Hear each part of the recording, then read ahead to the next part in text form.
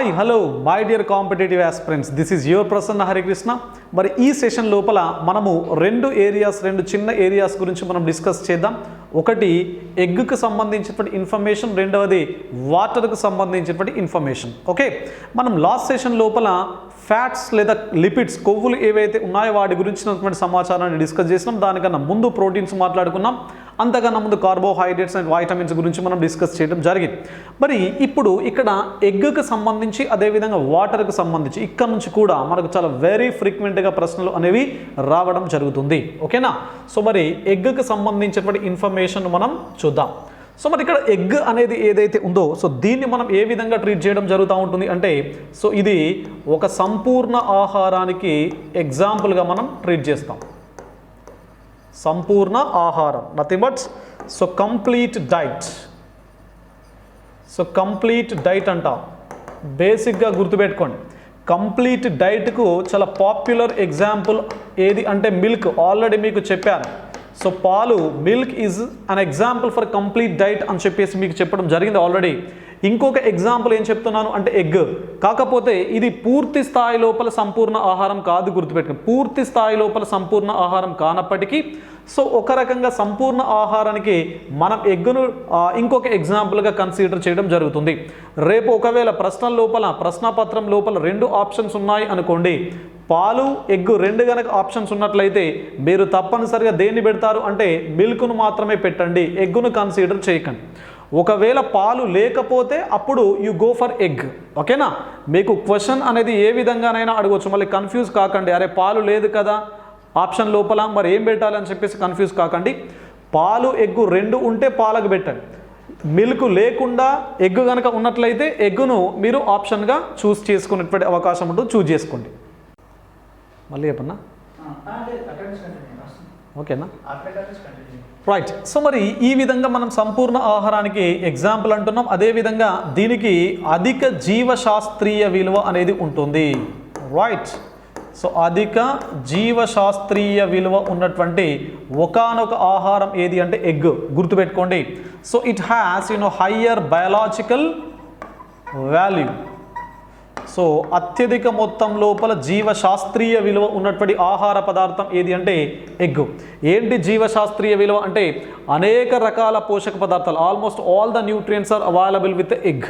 అన్ని రకాల పోషక పదార్థాలు మనకి ఇక్కడ ఉంటాయి. అదేవిధంగా ఈ పోషక పదార్థాల వల్ల మన బాడీ లోపల ఉండేటువంటి వివిధ రకాల మెటబాలిక్ యాక్టివిటీస్, వివిధ రకాల ప్రక్రియలు ఏవైతే ఉన్నాయో అవన్నీ కూడా సమర్థవంతంగా జరగడం కోసం మనకు ఈ ఎగ్ అనేది ముఖ్య పాత్ర పోషించడం జరుగుతుంది. ఓకేనా? మరి ఈ విధంగా ఉండేటువంటి ఎగ్ ఏదైతే ఉందో, సో దీనికి సంబంధించినటువంటి ప్రొడక్షన్ కోసము ఒక రెవల్యూషన్ అనేది ఉన్నది, ఒక విప్లవం అనేది ఉన్నది. మరి ఈ విప్లవం గురించి మీరందరూ కూడా చాలా ఫ్రీక్వెంట్గా వినుండాలి. That revolution is silver revolution. ఏందా విప్లవము? Silver revolution. మీకు బ్లూ రెవల్యూషన్ అనేది ఉంటుంది. Blue revolution is related to the sea products like fish and prawns యొక్క ప్రొడక్షన్ మనం ఏమంటాము? బ్లూ రెవల్యూషన్ అని చెప్పేసి పేరుతో మనము పిలవడం జరుగుతుంది. గ్రీన్ రెవల్యూషన్ ఉంది. Green is related to what? Agriculture. మరి ప్లాంట్స్కి సంబంధించినది కాబట్టి ప్లాంట్ ప్రోడక్ట్స్ ఏవైతే ఉన్నాయో వాటిని అత్యధిక మొత్తం లోపల ఉత్పత్తి చేసేటువంటి విధానాన్ని, అట్లాంటి రెవల్యూషన్ మనం ఏమంటున్నాము? గ్రీన్ రెవల్యూషన్ అంటున్నాం. వైట్ రెవల్యూషన్ ఉంది. మీకు రాస్తున్నాను చూడండి, కొన్ని ఒక 2-3 చెప్తున్నాను. జస్ట్ శాంపిల్, మీకు చాలా ఉంటాయి, జస్ట్ శాంపిల్ చెప్తున్నాను. White revolution is related to milk and milk products. So పాల ఉత్పత్తులను అత్యధిక మొత్తంలో గణనీయంగా పెంపొందించడం కోసం తీసుకొచ్చినటువంటి విప్లవం ఏది అంటే milk revolution. Then green revolution. So green revolution లోపల ఏం జరుగుతుంది? అగ్రికల్చర్ క్రాప్స్ ఏవైతే ఉన్నాయో, సో అగ్రికల్చర్ క్రాప్స్, వ్యవసాయ ఉత్పత్తులను అత్యధిక మొత్తం లోపల ఉత్పత్తి చేసేటువంటి విప్లవం ఏది అంటే గ్రీన్ రెవల్యూషన్. మరి ఇక్కడ సిల్వర్ రెవల్యూషన్ అని చెప్పేసి అంటున్నాం. మరి ఈ సిల్వర్ రెవల్యూషన్, సిల్వర్ అంటేనే ఎట్లా ఉంటుంది? మనకు సిల్వర్ రంగు లోపల ఉండేటువంటి సబ్స్టాన్స్ ఏంటి? ఎగ్ సిల్వర్ కలర్లో ఉంటుంది, almost white to silver.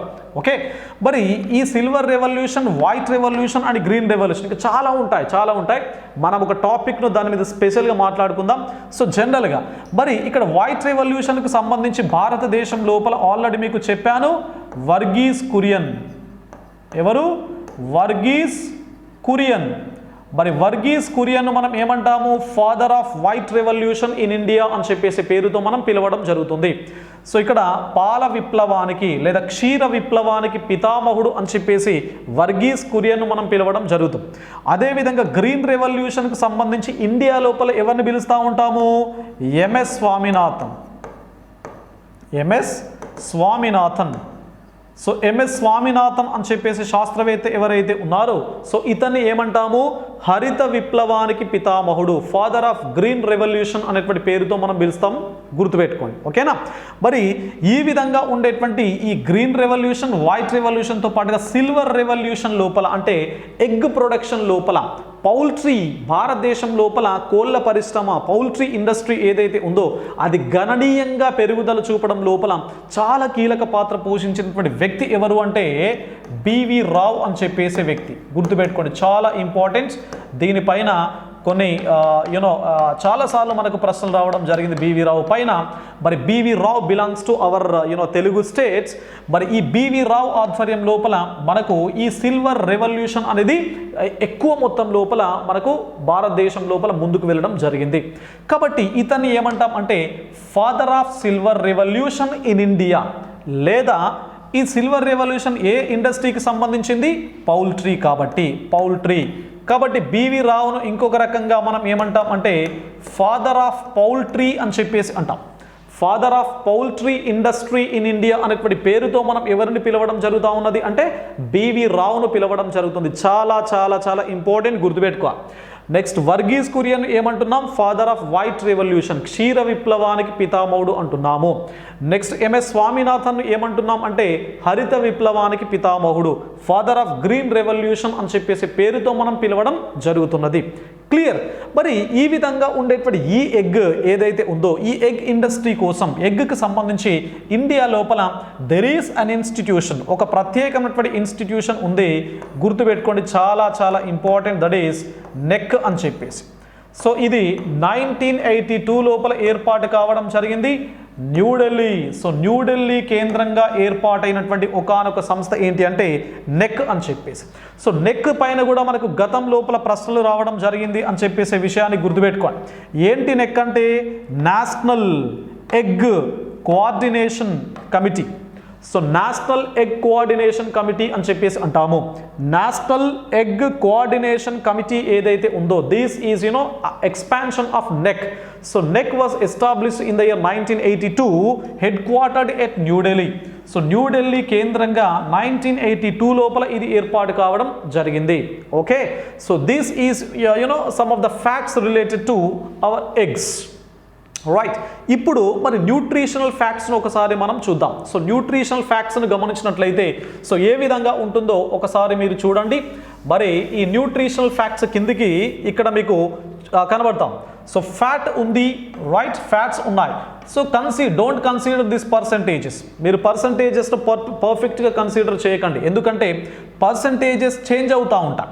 Egg సైజును బట్టి పర్సంటేజెస్ చేంజ్ కావడం జరుగుతుంది, కానీ అందులో ఉన్నటువంటి న్యూట్రియంట్స్ తప్పనిసరిగా ఉంటాయి. న్యూట్రియంట్స్ తప్పనిసరిగా ఉంటాయి కానీ పర్సంటేజెస్ లోపల చేంజెస్ వస్తాయి. పర్సంటేజెస్ను కన్సిడర్ చేయకండి, ఎందుకంటే ఒక్కొక్క ఇన్స్టిట్యూషన్ ఒక్కొక్క బయాలజికల్ వాల్యూతో ముందుకు రావడం జరుగుతుంది. Right. So don't consider the percentages, పక్కన పెట్టండి. ఓకే. ఏముంటాయి అనేది చూడండి, ఇంపార్టెంట్. ఫ్యాట్స్ అంటే ఏమున్నాయి, కొవ్వులు ఉన్నాయి. న్యూట్రియంట్స్ ఎట్లాంటి న్యూట్రియంట్స్ ఉన్నాయి, న్యూట్రియంట్స్. సో న్యూట్రియంట్స్ ఏమున్నాయి మనకు, కార్బ్స్ ఉన్నాయి. కార్బ్స్ అనేవి చాలా తక్కువగా ఉంటాయి, అంటే కార్బోహైడ్రేట్స్ అనేవి చాలా తక్కువ మొత్తం లోపల ఉంటాయి. ఎక్కువ మొత్తం లోపల ఉండేది ఏంటి, ఫ్యాట్. సో ఫ్యాట్స్, కొవ్వులు ఎక్కువ మొత్తం లోపల ఉంటాయి. దాని తర్వాత ఏమున్నాయి, ప్రోటీన్స్ కూడా మనకు ఫ్యాట్స్ తర్వాత అత్యధికంగా ఉండేటువంటి nutrients. Clear. So major nutrients ఏవైతే ఉన్నాయో ప్రధానమైనటువంటి పోషక పదార్థాలు అయినటువంటి ఫ్యాట్స్, ప్రోటీన్స్ అండ్ కార్బోహైడ్రేట్స్ మనకు అందుబాటు లోపల ఉన్నాయి. అదేవిధంగా మీకు ఇక్కడ క్యాలరీస్ని గమనించినట్లయితే 63. ఈ న్యూట్రిషనల్ వాల్యూస్ను కన్సిడర్ చేయకండి, లైట్ తీసుకోండి. ఓకేనా. రైట్. సో క్యాలరీస్ అంటే శక్తి, మనకు ఎంత శక్తి ఉత్పత్తి అవుతుంది, ఎంత శక్తిని ఇస్తుంది అని చెప్పేసి. రైట్. ఇది పక్కన పెట్టాం. సో ఏమున్నా ఇంకా విటమిన్స్కి వచ్చినట్లయితే సో వైటమిన్స్ గుర్తుపెట్టుకోండి, సి తప్ప all the vitamins are present in the egg. Clear. చాలా చాలా చాలా ఇంపార్టెంట్. మీకు ఎగ్ లోపల సి విటమిన్ తప్ప అన్ని రకాల విటమిన్స్ మనకు ఈ ఎగ్ లోపల దొరకడం జరుగుతుంది. గుర్తుపెట్టుకోవాలా, ఒకే ఒక vitamin, that is C vitamin కేవలం ఎందు లోపల మాత్రమే దొరుకుతుంది అంటే మొక్కల లోపల మాత్రమే లభించేటువంటి విటమిన్ మనకు సిట్రస్, మీకు ఆల్రెడీ చెప్పాను, సిట్రస్ లేదా లెమన్ ఫ్రూట్స్ ఏవైతే ఉన్నాయో, అదేవిధంగా ఆమ్ల లేదా ఉసిరి ఏదైతే ఉందో, టొమాటో, జామ ఏదైతే ఉందో, సో వీటి లోపల మాత్రమే దొరికేటువంటి విటమిన్ ఏది అంటే సి విటమిన్. మనకు ఈ సి విటమిన్ ఎగ్గు లోపల దొరకడం జరగదు. సి విటమిన్ తప్ప అన్ని రకాల వైటమిన్స్ మనకి ఇక్కడ ఎగ్గు లోపల దొరకడం జరుగుతుంది. ఇక్కడ ఏ విటమిన్ ఉంది, B12 ఉంది, D ఉంది, E ఉంది, ఇట్లా అన్ని రకాల వైటమిన్స్ ఆల్మోస్ట్ మనకు ఇందు లోపల కనబడతా ఉంటాయి ఎక్సెప్ట్ సి విటమిన్. ఓకే, మరి ఇది విటమిన్స్కి సంబంధించినటువంటి composition. Then come to minerals. Minerals అంటే అర్థం ఏంటి? ఖనిజ మూలకాలు లేదా ఖనిజ లవణాలు. సో ఇక్కడ మీకు కనబడతాయి ఖనిజ మూలకాలు లేదా ఖనిజ లవణాలు. ఇక్కడ థయామిన్ అంటే B1 విటమిన్, రిబోఫ్లావిన్ అంటే B2 విటమిన్, రైట్. ఈ విటమిన్స్ని కూడా ఇక్కడ తీసుకోవచ్చు మీరు. B12తో పాటు B1 అండ్ B2 విటమిన్స్ కూడా మనకి ఇక్కడ ఉంటున్నాయి. అవన్నీ పక్కన పెట్టండి. మీకు ఏ ఉంది, రైట్, ఏ ఉంది, B ఉంది, D ఉంది, E ఉంది, రైట్. లేనిది ఏంటి? సి విటమిన్ మాత్రమే లేదు.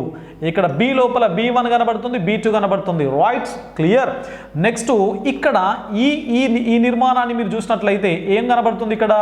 ఇది చూడండి, రైట్, జస్ట్ మినిట్. ఒకటి calcium, selenium, magnesium, iron and fluorides. Okay, so గుడ్డు లోపల మనకు ఎక్కువ మొత్తం లోపల ఉండేటువంటి మూలకం ఏంటి అంటే కాల్షియం. సో కాల్షియం అనేది చాలా ఎక్కువ పరిమాణం లోపల మనకు కనబడడం జరుగుతుంది అనేటువంటి విషయాన్ని గుర్తుపెట్టుకోండి. ఎగ్స్ తింటే మనకు కాల్షియం లభిస్తుంది, అదేవిధంగా మనకు అవసరమయ్యేటువంటి ఐరన్ కూడా లభించడం జరుగుతుంది. ఓకే, ఇవి రెండు చాలా చాలా ఇంపార్టెంట్ మన బాడీ లోపల జరిగేటువంటి వివిధ రకాల జీవక్రియలకు. కాబట్టి కాల్షియం, ఐరన్ అనేది చాలా ఎక్కువ మొత్తం లోపల ఉంటుంది. వీటితో పాటు సెలీనియం, మెగ్నీషియం అండ్ ఫ్లోరైడ్స్ అంటే ఫ్లోరిన్ అనేది ఫ్లోరైడ్ రూపం లోపల ఉంటుంది. ఫ్లోరైడ్ కూడా కొద్ది పరిమాణం లోపల మనకు ఎగ్ లోపల దొరకడం జరుగుతుంది. క్లియర్. సో ఇక్కడ మీరు ఏం గుర్తుపెట్టుకుంటారు? మనకు కాంపిటేటివ్ ఎగ్జామ్స్ రీత్యా కాల్షియం, ఐరన్, రైట్, అదేవిధంగా మెగ్నీషియం, ఈ మూడు గుర్తుపెట్టుకోండి. So calcium, iron and magnesium ఈ మూడు రకాల ఎలిమెంట్స్ మనకు ఎందులో ఉన్నాయి? ఎగ్ లోపల దొరకడం జరుగుతుంది. క్లియర్. ఇప్పుడు చాలా ఇంపార్టెంట్ ఆస్పెక్ట్ ఏంటి అంటే ఇవన్నీ ఉన్నాయి కదా, రైట్. సో వీటన్నింటితో పాటు మనకు ఇక్కడ ఇందు లోపల మనకు పచ్చ సోనా, తెల్ల సోనా అని చెప్పేసి మీరు వినుండారు, రైట్. సో పచ్చ సోనా అండ్ తెల్ల సోనా. మరి ఈ పచ్చ సోనా, తెల్ల సోనా యొక్క కాంపోజిషన్ మీరు గమనించినట్లయితే చాలా చాలా ఇంపార్టెంట్. సో ఎగ్గు లోపల ఉండేటువంటి పచ్చ సోనా, ఓకే, పచ్చ సోనా, ఎల్లో యాక్ అని చెప్పేసి అంటాం, ఎల్లో యాక్. సో పచ్చ సోనా. మరి ఈ పచ్చ సోన యొక్క రంగు ఏంటి? పసుపు రంగు. సో పచ్చ సోన పసుపు రంగు లోపల ఉండడానికి ప్రధాన కారణం ఎవరు అంటే మనకు ఏదైనా ఒక పదార్థం, ఏదైనా ఒక భాగం డిఫరెంట్ కలర్స్ లోపల ఉన్నది అంటే ఆ కలర్స్ని ఇచ్చేటువంటి కొన్ని ప్రత్యేకమైనటువంటి పదార్థాలు ఉంటాయి. సో కలర్ గివింగ్ సబ్స్టాన్సెస్ అని చెప్పేసి పేరుతో మనం పిలుస్తూ ఉంటాం. మీకు గతం లోపల కూడా చెప్పానే, ఏవైతే కలర్స్ని ఇవ్వడం జరుగుతూ ఉంటాయో వాటిని మనం ఏమంటాం అంటే వర్ణకాలు అని చెప్పేసి అంటాం. సో పిగ్మెంట్స్ అని చెప్పేసి అంటాం, పిగ్మెంట్స్. ఓకే, సో వర్ణకము అంటే అర్థం ఏంటి? రంగును ఇచ్చేటువంటి పదార్థం, కలర్ గివింగ్ సబ్స్టాన్స్ అన్నమాట. మరి ఇక్కడ ఈ ఎగ్గు లోపల ఉండేటువంటి పచ్చ సొనకు పసుపు రంగును ఇచ్చేటువంటి పదార్థాలను మనం ఏమంటాం అంటే జాంతోఫిల్స్. ఇంపార్టెంట్, మనకు జాంతోఫిల్స్ అనేవి మొక్కల లోపల కూడా దొరకడం జరుగుతుంది, గుర్తుపెట్టుకోవాలి. యాక్చువల్గా ఇవి ఎక్కువ సంఖ్య లోపల మొక్కల లోపలనే ఉంటాయి. కాబట్టి ఫిల్ అంటే అర్థం ఏంటి? సెకండ్ వన్ ఏంటి? తెల్ల సొన. సో వైట్ యాక్ అని చెప్పేసి పేరుతో మనం పిలుస్తున్నాం. మరి వైట్ యాక్ లోపల ఎట్లాంటి కాంపౌండ్స్ ఉంటాయి అని మీరు గమనించినట్లయితే ఇందు లోపల చాలా ఇంపార్టెంట్ ప్రోటీన్స్ ఉంటాయి. తెల్ల సొన లోపల ఏముంటాయి? ప్రోటీన్స్ అనేవి ఎక్కువ మొత్తం లోపల కనబడతా ఉంటాయి. కాబట్టి ఎక్కువగా మనం వైట్ యాక్ను సజెస్ట్ చేయడం జరుగుతుంది పిల్లలకు కానీ ఎగ్స్ తినే వాళ్ళకి కానీ. గుడ్డు యొక్క తెల్ల సొనని ఎక్కువగా తినాలి అని చెప్పేసి డైటీషియన్స్ కూడా చెప్తా ఉంటాం. ఎందుకు అంటే ఇందు లోపల ఏముంటాయి? ప్రోటీన్స్ ఉండడం జరుగుతుంది.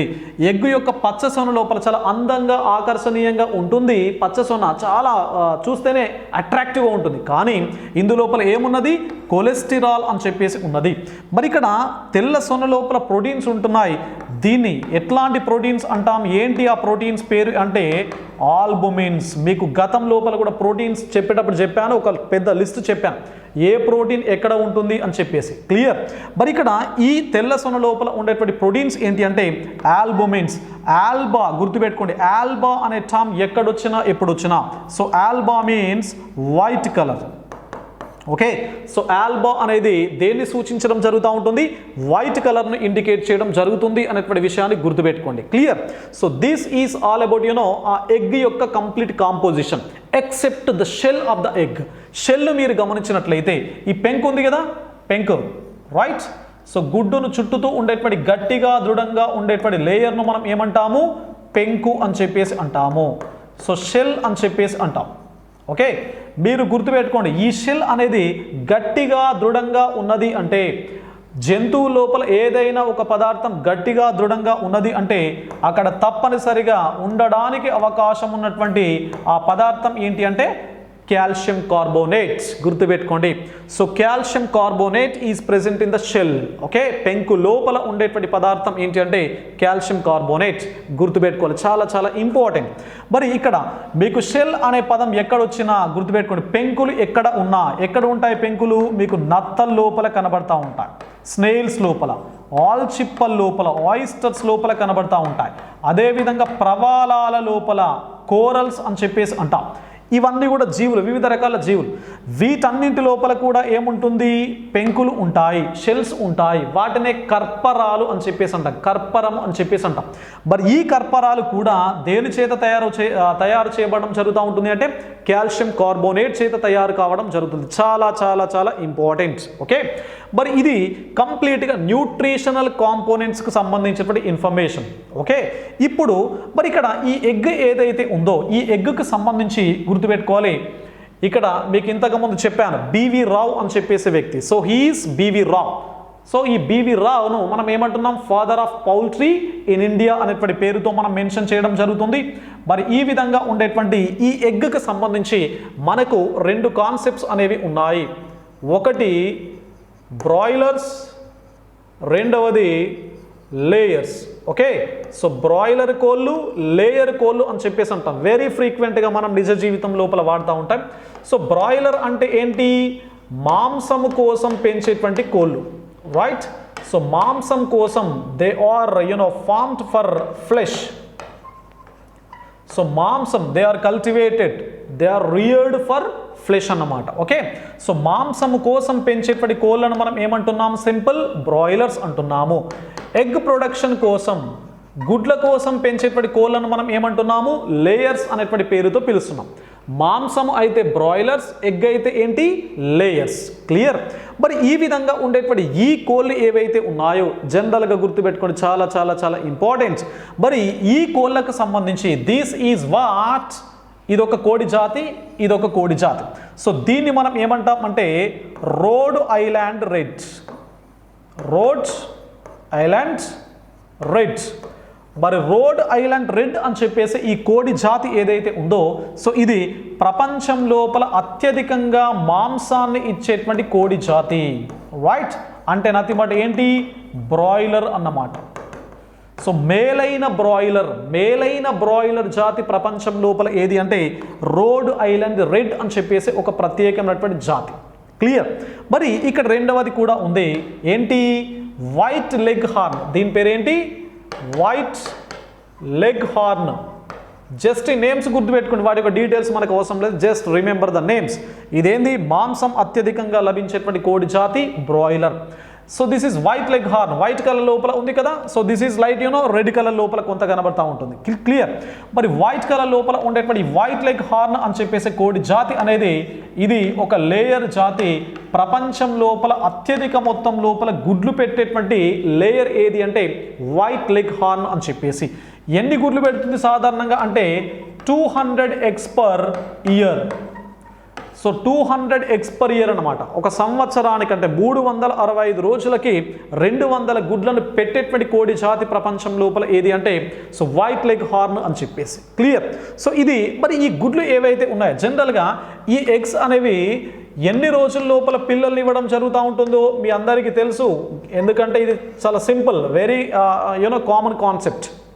21 days. మరి ఎగ్గు పొదగడానికి హ్యాచింగ్ కోసం పొదగడానికి ఎంత టెంపరేచర్ కావాలి అంటే గుర్తుపెట్టుకోండి, రైట్.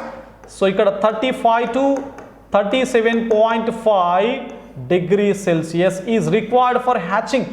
సో కృత్రిమంగా మనం ఇక్కడ హీట్ను ప్రొవైడ్ చేయడం జరుగుతుంది. గుడ్లో నుంచి పిల్లలు రావడానికి ఆర్టిఫిషియల్గా ఏం చేస్తారు, కృత్రిమంగా హీట్ను ప్రొవైడ్ చేయడం జరుగుతూ ఉంటుంది. మరి సాధారణంగా ఇక్కడ కోళ్ళు 21 రోజుల లోపల పిల్లల్ని ఇవ్వడం జరుగుతూ ఉంటుంది కదా.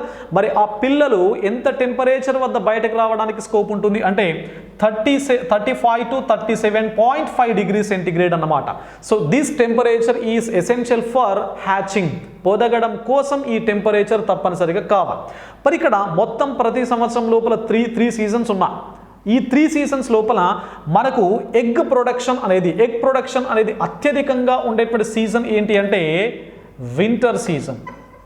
ఓకే, సో వింటర్ సీజన్ లోపల ఎగ్ ప్రొడక్షన్ అనేది మిగతా సీజన్స్తో కంపేర్ చేసినట్లయితే ఎక్కువగా ఉంటుంది. చాలా చాలా చాలా చాలా ఇంపార్టెంట్. క్లియర్. సో ఇది మరి గుడ్లకు సంబంధించి ఎగ్కి సంబంధించినటువంటి information. Clear. Then come to next concept ఏంటి అంటే మనకు వాటర్, నీరు. సో నీటికి సంబంధించినటువంటి ఇన్ఫర్మేషన్ పైన కూడా మనకు కాంపిటేటివ్ ఎగ్జామ్స్ లోపల ప్రశ్నలు రావడం జరుగుతుంది. సో ఇక్కడ మనకు బయాలజికల్, మన కెమిస్ట్రీ లోపల కూడా వాటర్ ఉంటుంది కాబట్టి బయాలజికల్ పాయింట్ ఆఫ్ వ్యూ లోపల వాటర్ కాంపోజిషన్, వాటర్కి సంబంధించినటువంటి ఇన్ఫర్మేషన్ ఏ విధంగా ఉంటుందో మనము చూద్దాం. క్లియర్. మరి నీటి గురించి చదివే శాస్త్రాన్ని మనం ఏమంటాం అంటే హైడ్రాలజీ అని చెప్పేసి అంటాం. ఓకే, నీరు అనేది ఒక hydrate molecule. Water molecule is a hydrate molecule. Hydrate molecule అంటే వాటర్ మాలిక్యూల్ అన్నమాట కెమికల్గా. క్లియర్. మరి ఇక్కడ హైడ్రా మీకు గుర్తుపెట్టుకోండి, హైడ్రాలజీ, హైడ్రేట్. మీకు హైడ్రో లేదా హైడ్రా అనేటువంటి పదం వచ్చింది అంటే ఇమీడియట్గా మీ మైండ్ లోపలికి ఏం గుర్తుకు రావాలి, వాటర్. కాబట్టి మీకు ఒక యానిమల్ ఉంటుంది, దట్ ఈస్ హైడ్రా అని చెప్పేసి. చిన్నప్పుడు మీరు దీని గురించి పుస్తకాల లోపల చదువు ఉండాలి. హైడ్రా అనేది ఒక సిలెంటిరేటా అని చెప్పేసి ఒక వర్గానికి, జంతు వర్గానికి సంబంధించినటువంటి ఒక జంతువు. ఇది ఎక్కడ నివసిస్తుంది, ఇది వాటర్ లోపల. ఓకేనా, అంటే నేను ఏం చెప్తున్నాను జస్ట్ లింక్ చేస్తున్నాను, గుర్తుపెట్టుకోండి. Hydrology nothing but water. So ఇక్కడ హైడ్రా అనేది ఒక యానిమల్, ఇట్ బిలాంగ్స్ టు సిలెంటిరేటా అనేటువంటి వర్గానికి సంబంధించినటువంటి జంతువు. ఎక్కడ నివసిస్తుంది, ఇది వాటర్ లోపల. క్లియర్. మరి నీటి లోపల పెరిగేటువంటి మొక్కలను మనం ఏమంటాము అంటే హైడ్రోఫైట్స్ అని చెప్పేసి అంటాం. నీటి లోపల పెరిగే మొక్కలు ఏమంటాము, హైడ్రోఫైట్. గుర్తుపెట్టుకోండి, when ever you here the fight nothing but plant. Fight అనే పదానికి అర్థం ఏంటి, plant. Hydro means water. Okay, నీటి లోపల పెరిగేటువంటి మొక్కలను మనం ఏమంటాము అంటే హైడ్రోఫైట్స్ అనేటువంటి పేరుతో పిలుస్తాం. మీకు తెలిసి ఉంటుంది, తామర గాని కలువ ఏవైతే ఉన్నాయో, పిస్టియా, ఐకార్నియా, కలువ, తామర ఏవైతే ఉన్నాయో ఇవన్నీ కూడా మనకు హైడ్రోఫైట్స్కి సంబంధించినటువంటి బెస్ట్ ఎగ్జాంపుల్స్. ఓకే, మరి ఈ నీటిని మనం ఏమంటాము, విశ్వ లేదా సార్వత్రిక లేదా క్రియాత్మక ద్రావణి అని చెప్పేసి అంటాం. ఏమంటాము, విశ్వద్రావణి లేదా సార్వత్రిక ద్రావణి లేదా క్రియాత్మక ద్రావణి అని చెప్పేసి పేరుతో మనం పిలుస్తూ ఉంటాం. సింపుల్, యూనివర్సల్ సాల్వెంట్ అని చెప్పేసి అంటాం.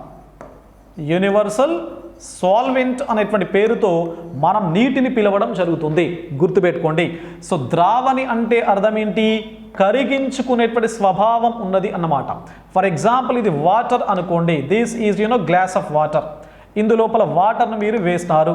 ఓకే, మరి ఎట్లాంటి స్వభావం ఉంటుంది దీనికి, ఈ వాటర్కి మీరు if you add salt or sugar or something else అంటే సాల్యుబిలిటీ ఉన్నటువంటి ఏ పదార్థమైనా, ఓకే, సో ఇందులోపల వేస్తే ఏమవుతుంది, సింపుల్గా ఇది కరిగిపోవడం జరుగుతుంది. అంటే నీటికి ఎట్లాంటి స్వభావం ఉంటుంది, కరిగించుకునేటువంటి స్వభావం అనేది ఉంటుంది. ఓకే, సో కరిగించుకునేటువంటి ద్రావణాలు, కరిగించుకునేటువంటి స్వభావం ఉన్నటువంటి ద్రావణాలు, పదార్థాలు ఏవైతే ఉన్నాయో ఈ పదార్థాలను మనం ఏమంటాము, ద్రావణిలు, సాల్వెంట్స్ అనేటువంటి పేరుతో మనం పిలుస్తూ ఉంటాం. జనరల్గా మీకు వినుండాలి, ద్రావణము సొల్యూషన్.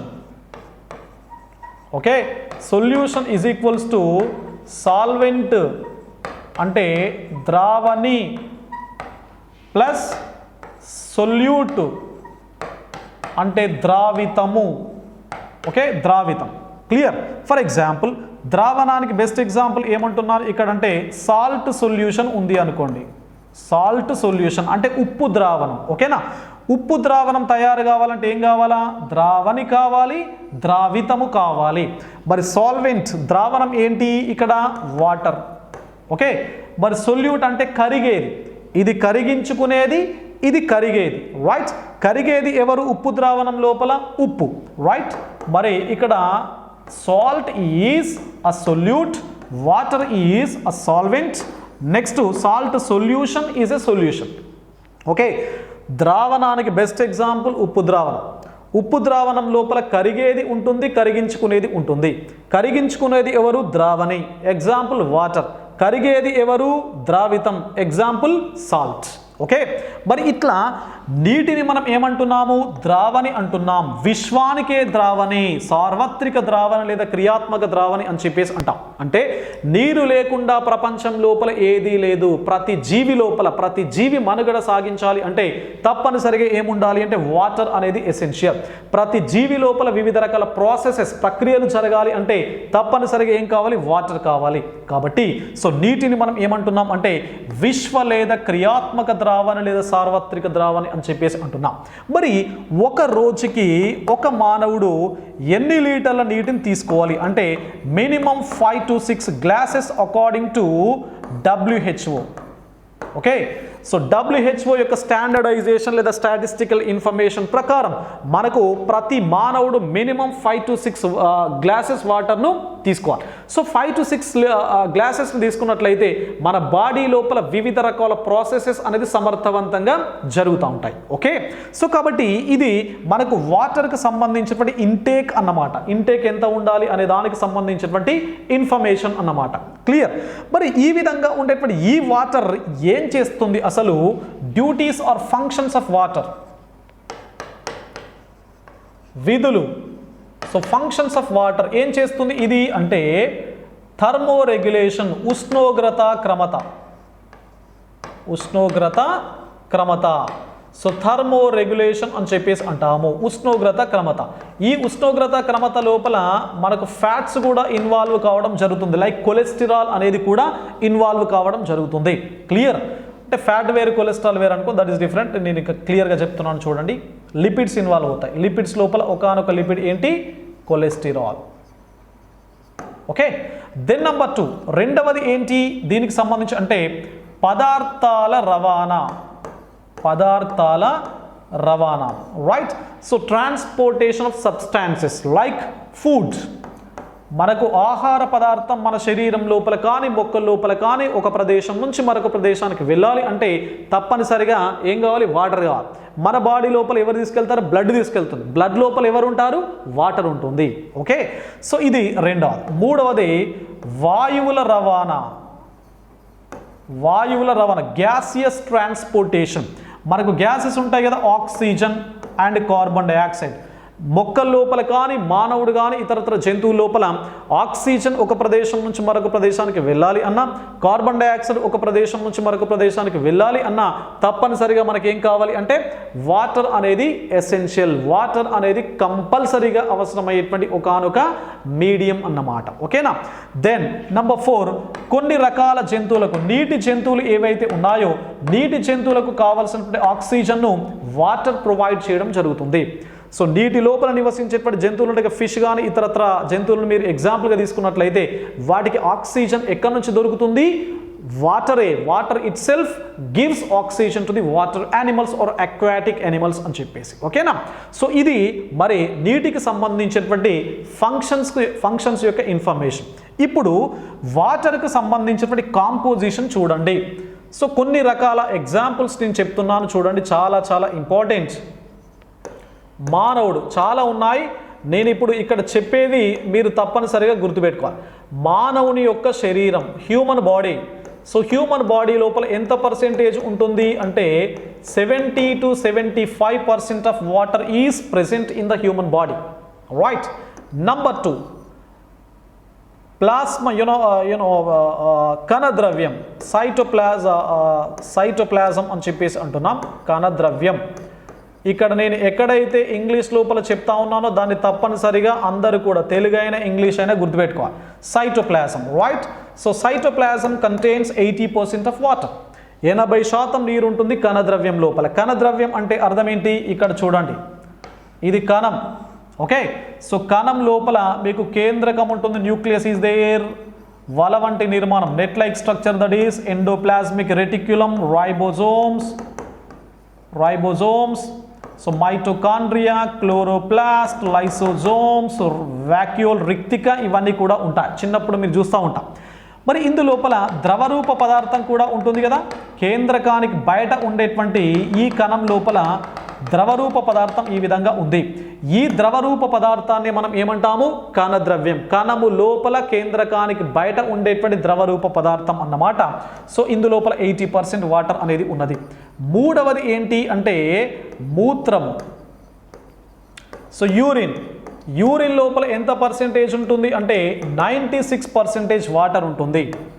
నెక్స్ట్ నాలుగవది చెమట,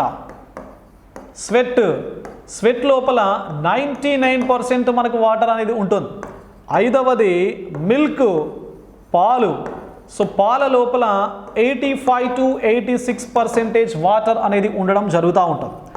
నెక్స్ట్ నెంబర్ 4, ఈ భూమి మీద, ఈ భూమండలం పైన 79 to 80% వాటర్ అనేది ఉంటుంది. నెక్స్ట్ నెంబర్ 7, పైత్యరసం, బైల్ జ్యూస్ అని చెప్పేసి పేరుతో మనం పిలుస్తూ ఉంటాం, బైల్. సో పైత్యరసం ఏదైతే ఉందో దీని లోపల 86% of water is available. Next రక్తం. ఓకే, రక్తంలోని ప్లాస్మా. రక్తంలో 2 భాగాలు ఉంటాయి, గుర్తుపెట్టుకోండి. ఒకటి ప్లాస్మా, రెండవది రక్త కణాలు అని చెప్పేసి. క్లియర్? మనకు టాపిక్ డీటెయిల్గా చూద్దాం. జస్ట్ ఇక్కడ ఒక స్టాటిస్టికల్ ఇన్ఫర్మేషన్ మీకు ఇస్తున్నాను. ఇక్కడ నుంచి మనకు క్వశ్చన్స్ రావడానికి స్కోప్ అనేది ఉంటుంది. సో రక్తంలోని ప్లాస్మా లోపల 85 to 90% వాటర్ అనేది ఉంటుంది. Then finally jellyfish. Okay, jellyfish body లోపల 90% వాటర్ అనేది ఉంటుంది. క్లియర్? సో ఇది మరి కంప్లీట్గా మనకు వివిధ రకాల పదార్థాలు, అక్కడ ఉండేటువంటి వాటర్ కాంపోజిషన్కు సంబంధించినటువంటి ఇన్ఫర్మేషన్. ఓకే, సో ఈ ఇన్ఫర్మేషన్తో పాటుగా మళ్ళీ మనకు ఒక చాలా ఫ్రీక్వెంట్గా మనకు కాంపిటేటివ్ ఎగ్జామ్స్ లోపల ప్రశ్నలు రావడానికి స్కోప్ ఉన్నటువంటి ఏరియా ఏంటి అంటే ఓజోనైజేషన్. సో ఓజోనైజేషన్. నంబర్ 2, రెండవ అంశం ఏంటి అంటే రివర్స్ ఆస్మాసిస్. ఓకే, సో ఇక్కడ ఏమంటారు? రివర్స్ అంటే సరే తెలుగు లోపలనే ఇంగ్లీష్ లోపలనే గుర్తుపెట్టుకోండి. రివర్స్ ఆస్మాసిస్ అంటే వ్యతిరేక ద్రవాభిసరణ. ఇక తెలుగులో చెప్తున్నాను, వ్యతిరేక ద్రవాభిసరణ అని చెప్పేసి అంటాం. ఓకే, వ్యతిరేక ద్రవాభిసరణ. ఓజోనైజేషన్ ఈజ్ ఓజోనైజేషన్, దట్స్ ఇట్. ఓకే, మరి ఓజోనైజేషన్ లోపల ఏం చేస్తూ ఉంటారు అంటే O3, దట్ ఈస్ ఓజోన్ను ఇవ్వడం జరుగుతుంది. దేనికి? వాటర్కి. ఓకే, సో నీటికి ఓజోన్ వాయువును అందించి నీటి లోపల ఉండేటువంటి నీటిని కంప్లీట్గా క్లీన్ చేసేటువంటి ప్రాసెస్ ఏదైతే ఉందో, సో దీన్ని మనం ఏమంటున్నాం అంటే ఓజోనైజేషన్ అనేటువంటి పేరుతో మనము పిలుస్తున్నాం. చాలా చాలా చాలా ఇంపార్టెంట్. నీటికి ఓజోన్ను ఇచ్చి వాటర్ను పూర్తి స్థాయి లోపల శుభ్రపరిచేటువంటి ప్రాసెస్ను మనం ఏమంటున్నాం? ఓజోనైజేషన్ అంటున్నాం. ఇంకొకటి కూడా ఉంది ఈ సందర్భం లోపల, దట్ ఈస్ క్లోరినేషన్. ఏంటది? క్లోరినేషన్. మరి ఏమిస్తాము? క్లోరిన్ ఇవ్వడం జరుగుతుంది, రైట్? సో నీటికి క్లోరిన్ ఇవ్వడం జరుగుతుంది, Cl. సో నీటికి క్లోరిన్ ఇచ్చి కంప్లీట్గా ఈ క్లోరిన్ ఏ రూపంలో ఇస్తాము? ఎక్కువగా మొత్తంలో మనకి ఇక్కడ ఊళ్ళ లోపల కానీ లేకపోతే మామూలు సందర్భాల లోపల సో బ్లీచింగ్ పౌడర్ రూపం లోపల కానీ లేకపోతే క్లోరిన్ గ్యాస్ వాయువు రూపం లోపల కానీ ఇవ్వడం జరుగుతుంది వాటర్కి. ఇచ్చి ఏం చేస్తూ ఉంటారు? అందులోపల ఉండేటువంటి సూక్ష్మ జీవులు, ముఖ్యంగా సో బ్యాక్టీరియా ఏదైతే ఉందో సో దీన్ని చంపడం జరుగుతుంది. నీటికి క్లోరిన్ గ్యాస్ను కానీ లేదా బ్లీచింగ్ పౌడర్ రూపం లోపల కానీ వాటర్కి ఈ విధంగా కలిపి అందులోపల ఉండేటువంటి సూక్ష్మజీవులు పర్టికులర్గా బ్యాక్టీరియాను చంపేటువంటి ప్రాసెస్ ఏదైతే ఉందో సో దాన్ని మనం ఏమంటాము అంటే క్లోరినేషన్ అనేటువంటి పేరుతో పిలుస్తూ ఉంటాం. క్లియర్? మరి ఇది రెండవ ప్రాసెస్, ఇది మొదటి process. Then come to third one, reverse osmosis, వ్యతిరేక ద్రవాభిసరణ అంటున్నాం. గుర్తుపెట్టుకోండి, సింపుల్. ఫస్ట్ మీరు ద్రవాభిసరణ అంటే ఏంటో చూడండి. రైట్, ద్రవాభిసరణ అంటే అర్థం ఏంటి? తక్కువ గాఢత నుండి అణువులు లేదా అయాన్స్ ఎక్కువ గాఢతకు రవాణా చెందడం. ఓకే, సో తక్కువ గాఢత nothing but lower concentration, okay, to higher concentration. Okay, ఏం వెళ్తా ఉన్నాయి? మాలిక్యూల్స్, అణువులు. ఓకే, సో తక్కువ గాఢత నుండి ఎక్కువ గాఢతకు అణువులు లేదా అయాన్స్ అనేవి రవాణా చెందినట్లయితే దానినే మనం ఏమంటాము అంటే ద్రవాభిసరణ అని చెప్పేసి పేరుతో మనం పిలుస్తాం. అంటే ఎక్కడైతే తక్కువగా గాఢత ఉంటుందో అక్కడ నుంచి కొన్ని మాలిక్యూల్స్ కానీ కొన్ని అయాన్స్ కానీ ఎక్కడికి వెళ్తాయి? హయ్యర్ కాన్సన్ట్రేషన్కు, ఎక్కువ గాఢతకు రవాణా చెందడం జరుగుతుంది. సో ఇది మనకు ద్రవాభిసరణకు బెస్ట్. మరి ఇక్కడ ఏమంటున్నాం? వ్యతిరేక ద్రవాభిసరణ అంటే ద్రవాభిసరణకు వ్యతిరేకం అంటే రివర్స్ అన్నమాట. ఇప్పుడు ఎక్కువ గాఢత నుండి అణువులు అయాన్స్ ఎక్కడికి వెళ్తాయి? తక్కువ గాఢతకు వెళ్తాయి. తక్కువ నుంచి ఎక్కువకు వెళ్తే ద్రవాభిసరణ, రివర్స్లో ఎక్కువ నుంచి తక్కువకు వస్తే రివర్స్ ఆస్మాసిస్, వ్యతిరేక ద్రవాభిసరణ అని చెప్పేసి అనే తిరోగామి ద్రవాభిసరణ అంటారు. ఇంకా పర్ఫెక్ట్ టర్మ్ తిరోగామి ద్రవాభిసరణ అని చెప్పేసి అంటాం. అంటే మరి ఎక్కువ నుంచి తక్కువకు వెళ్తే ఏం తయారవుతుంది అంటే, ఎందుకు దీన్ని అంటే ఇప్పుడు మనకు సముద్రపు నీరు ఉంటుంది కదా, సో సముద్రపు నీరు, sea water or salt water, మరి సముద్రపు నీటి యొక్క గాఢత కాన్సన్ట్రేషన్ ఎట్లా ఉంటుంది? చాలా ఎక్కువగా ఉంటుంది. మరి సముద్రపు నీటిని మనం జనరల్గా వాడతాం కదా, ప్యూర్ ఆక్వాఫైర్స్, మీన్స్ నాట్ ఆక్వాఫైర్స్, ఫిల్టర్స్ వాడతాం కదా, వాటర్ ఫిల్టర్స్ వాడడం జరుగుతుంది కదా, కెంట్ కానీ ఆక్వా ప్యూర్ కానీ ఆక్వా గార్డ్ ఏవైతే ఇవన్నీ ఉన్నాయో సో అందులోపల మనం వాటర్ని ఇస్తాం కదా, ఆ ఇచ్చేటువంటి వాటర్ బోర్ వాటర్ కావచ్చు లేకపోతే మామూలు వాటర్ని అందులోపల వేస్తే దానికి లేదా సముద్రపు నీటిని కానీ దాని యొక్క కాన్సన్ట్రేషన్ గాఢత అనేది చాలా ఎక్కువగా ఉంటుంది. మరి ఆ ఎక్కువ గాఢత ఉన్నటువంటి నీరు ఏ విధంగా మారుతుంది? తక్కువ గాఢతకు మారడం జరుగుతుంది. దేన్ని తీసేయడం వల్ల? కొన్ని రకాల మాలిక్యూల్స్ కానీ కొన్ని రకాల అయాన్స్ను తీసివేయడం వల్ల ఎక్కువ గాఢత గల నీరు తక్కువ గాఢతకు మార్చబడడం జరుగుతుంది. లైక్ ఇప్పుడు మనకు బోర్వెల్ ఉన్నటువంటి వాటర్ కావచ్చు, సముద్రం లోపల ఉన్నటువంటి నీరు కావచ్చు, ఏదైనా నీరు కావచ్చు, ఎక్కువ గాఢత కనుక ఉంటే మనం ఎందుకు వాడతాం వాటర్ ఫిల్టర్స్? ఎక్కువ గాఢత గల నీటిని తక్కువ గాఢతకు మార్చడం జరుగుతుంది. అంటే బాగా సాల్ట్స్ ఉన్నాయనుకోండి, మన కిడ్నీస్ మొత్తం కూడా డ్యామేజ్ అయ్యే అవకాశం ఉంటుంది. ఓకేనా?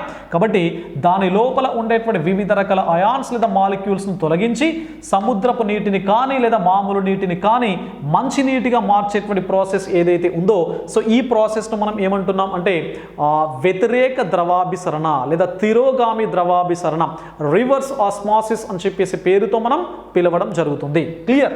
సో ఇది మరి కంప్లీట్గా వాటర్కి సంబంధించినటువంటి ఇన్ఫర్మేషన్. మళ్ళీ మనకు వెరీ ఫ్రీక్వెంట్గా అక్కడక్కడ వస్తుంది ఇన్ఫర్మేషన్, అక్కడ మనం డీటెయిల్గా చూద్దాం. సో సాధారణంగా ఒక అప్లికేషన్ చెప్తున్నాను చూడండి. ఏంటి అప్లికేషన్ అంటే మనకు ఫ్రూట్స్ ఉంటాయి, వెజిటేబుల్స్ ఉంటాయి అండ్ ఫ్రెష్ మీట్ ఉంటుంది. Okay, so fruits, vegetables and fresh meet, తాజా మాంసం. ఈ ఫ్రెష్గా ఉండేటువంటి ఫ్రూట్స్ కానీ వెజిటబుల్స్ కానీ తాజా మాంసం లోపల వాటర్ పర్సెంటేజ్, వాటర్ కంటెంట్ ఎక్కువగా ఉంటుంది. మరి ఇవని కాదు, వాటర్ కంటెంట్ ఎక్కువగా ఉన్నటువంటి ఆహార పదార్థాలు ఏవైతే ఉన్నాయో అవి తొందరగా ఏమయ్యే అవకాశం ఉంటుంది అంటే పాడవడం జరుగుతుంది. రైట్? సో పాడవడం జరుగుతుంది, పాడైపోతూ ఉంటాయి. ఎందుకు పాడు కావడం జరుగుతూ ఉంటుంది అంటే అందులోపల ఏది ఎక్కువగా ఉంది? Water percentage. ఎక్కడైతే వాటర్ కంటెంట్ లేదా వాటర్ పర్సెంటేజ్ ఎక్కువగా ఉంటుందో అక్కడ మనకు ఫంగస్ అంటే బూజులు అని చెప్పేసి అంటాం, లేదా టెక్నికల్గా ఏమంటాము? శిలీంధ్రాలు అని చెప్పేసి అంటాం. ఈ శిలీంధ్రాలు గ్రో కావడానికి పెరగడానికి అవకాశం ఎక్కువగా ఉంటుంది ఎప్పుడు వాటర్ ఉన్నటువంటి ప్రదేశంలో ఏ ఆహార పదార్థాల లోపలనైతే వాటర్ పర్సెంటేజ్ ఎక్కువగా ఉంటుందో ఆ ఆహార పదార్థాల పైన మనకు శిలీంధ్రాలు పెరగడానికి స్కోప్ అనేది ఎక్కువగా ఉంటుంది. కాబట్టి ఎప్పుడైతే శిలీంధ్రాలు పెరుగుతాయో ఇవి మొత్తం పెరిగి విష పదార్థాలను దానిపైకి రిలీజ్ చేస్తూ ఉంటాయి, ఆహార పదార్థాలు మొత్తం కూడా డ్యామేజ్ అయిపోతూ ఉంటాయి. Clear? So this is very important application, ఇది గుర్తుపెట్టుకోండి. ఓకేనా? సో ఇది మరి నీటికి సంబంధించినటువంటి సమాచారం. సో మిల్క్ అండ్ వాటర్కి సంబంధించినటువంటి ఇన్ఫర్మేషన్ మనం ఈ సెషన్ లోపల చూసాం. నెక్స్ట్ సెషన్ లోపల ఖనిజ మూలకాలు మినరల్స్కి సంబంధించినటువంటి కంప్లీట్ డీటెయిల్స్తో మళ్ళీ కలుద్దాం. Thank you one and all.